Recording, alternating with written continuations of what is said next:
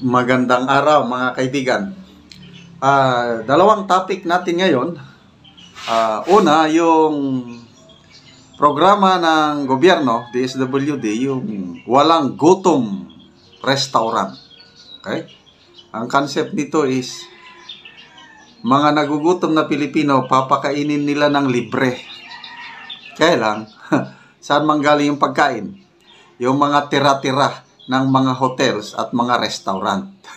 Pupulsuhan natin ito. Pangalawa, yung napipintong pagdating ng around 300 Afghan refugees darating na dito sa bansa.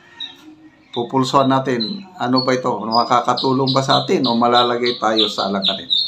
Okay, unahin natin yung tungkol sa pagkain. Ilang araw bago magpasko, pinakain ng DSWD ang mga nagugutom na pamilya sa Metro Manila. Pero hindi ito ordinaryong Christmas party. Binuksan na kasi ng Department of Social Welfare and Development ang walang gutom kitchen, ang kauna-unahang food bank sa bansa. Dito idodonate ng mga restaurant, fast food chain at mga hotel ang mga sobra nilang pagkain para sa mga nagugutom. Sa itapon lang yung pagkain, maraming nagugutom, ibagsak nila dito. Kami naman ang magsisigurado na yung mga nagugutom nating kababayan makakakuha ng pagkain araw-araw. Tira-tira yun. Yan, cereal to ka. Diyos ko, bilyon-bilyon ang pera nyo. Tapos ang ibibigay nyo lang sa mga Pilipino, tira-tira sa mga hotel at fast food chain. Diyos ko, Ginoo ko. Nag-inisyatibo pa kayo. Pero humingi lang naman pala kayo ng tira-tira doon sa mga restaurant at fast food chain at yun yung ipapakain nyo sa mga Pilipino. Iba din. Ba't di nyo providean niya ng sariling budget? Diba? Bakit kailangan pa na yung excess ng mga restaurant at saka fast food, diba? Yun yung ipapakain nyo, tira-tira. Diyos ko, tignan nyo mga lods, no? Gaano kaliit ang tingin nila sa mga Pilipino. Okay, so ano sa tingin nyo? Anong komento nyo yan? Maalala ko sa Amerika, bawal yung ganyan eh. Mga restaurant, hotel, itatapon nila ang tira-tira. Hindi pwedeng ibigay sa mga homeless. Yan po ang sa Amerika. Well, hindi naman tayo Amerika, Pilipinas man tayo. I don't know kung maraming nagugutom. Correct. So instead na itapon, ipunin na lang at ibigay sa mga nagugutom. In a way, parang maganda rin. Okay? Maraming masisiyahan na mga nagugutom na Pilipino niyan. Ang tanong, yun lang yung food poisoning. Baka naman hindi maingat yung mag-handle ng mga magkakaroon ng food poisoning. Lalo mapapasama ang mga kababayan nating Pilipino. Ang nakikita ko dito is ito, pag-aamin ng gobyerno na kasi ang programa ng gobyerno, lalo na sa ang Pangulong Marcos Jr., ang legacy na gusto niyang iwanan pag alis niya sa pwesto is walang magutom na Pilipino. Yan ang kanyang palaging sinasabi. Napaka gandang hangarin, mataas na pangarap. By the end of his term, gusto siyang maalala na ang Pangulo ng bansa na sa kanyang panunungkulan, walang gutom na Pilipino. Magtatatlong taon na siya, dumarami ang bilang ng nagugutom na Pilipino. Yung latest survey ng SWS, parang September ata yun, third quarter. Padami ng padami ang nagugutom na Pilipino. Ibig sabihin, WAIPEC ang kanilang anti-poverty or hunger reduction program. Yung Presidential Advisor on Poverty Alleviation, si Mr. Larry Gadon, ano bang ginagawa niya? Magkano ang sweldo niya? Yung estimate, abot sobra 4 million a year ang sweldo ni Mr. Larry Gadon, Presidential Advisor on Poverty Alleviation Program. Yun po ang So, comment nyo ko, no? Okay ba? Yung tira-tirang pagkain sa mga hotel and restaurant, ibabagsak na lang sa DSWD at ipapakain sa mga pobreng Pilipino. Hindi ba nakakawala ng dignidad yun?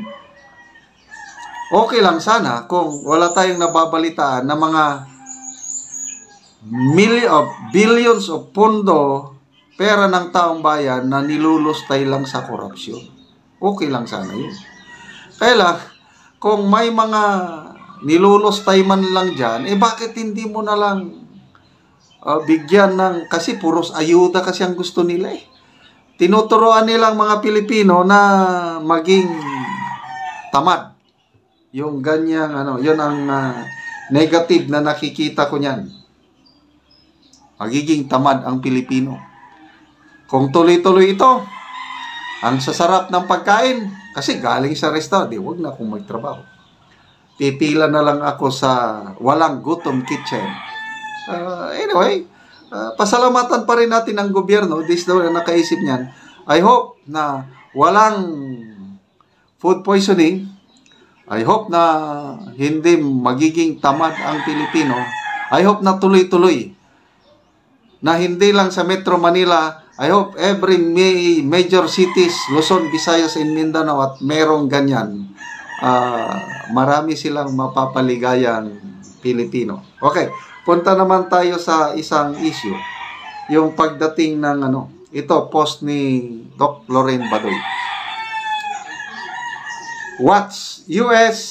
Ambassador Mary Kay Carlson announces that 300 Afghan nationals will soon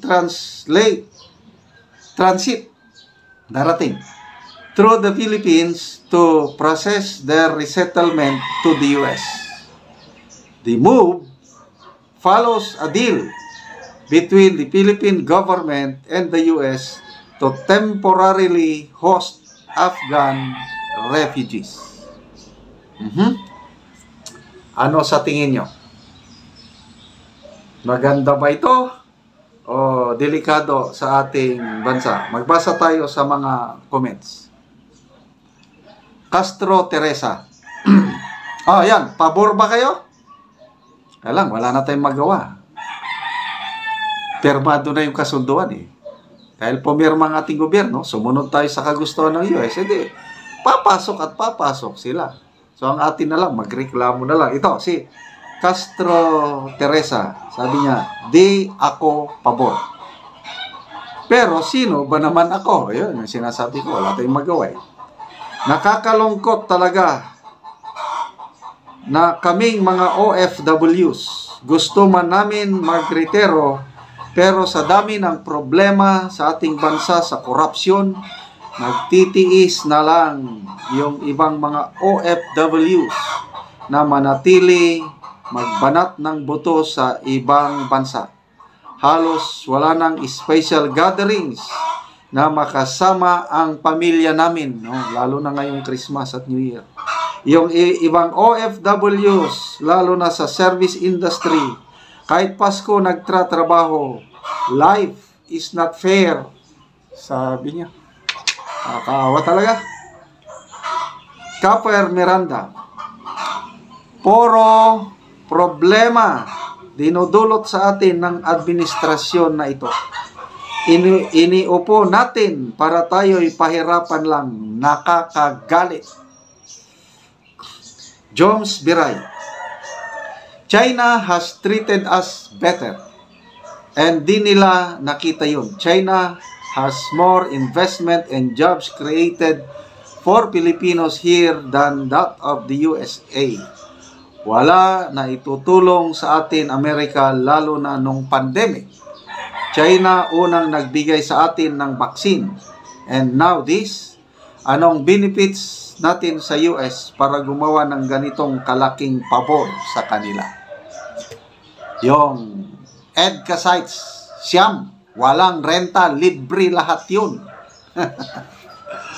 Kawawa ang Pilipinas. Pag nagkagera, damay tayo kasi nandito ang base militar ng Amerika. Ay, nako. So, lahat na lang. Adonis Mora Hilario, sabi niya, lahat ng gusto ni Uncle Sam, binigay na talaga ni BBM. No wonder na kayo. Pilit nila sinisira si BP Sara dahil yan din ang gusto ni Uncle Sam. Last na lang, John Carl Monillo. Okay lang, basta sa Ilocos, sa bahay ng mga Marcos, ilagay. Okay, so, Merry Christmas and Happy New Year sa lahat.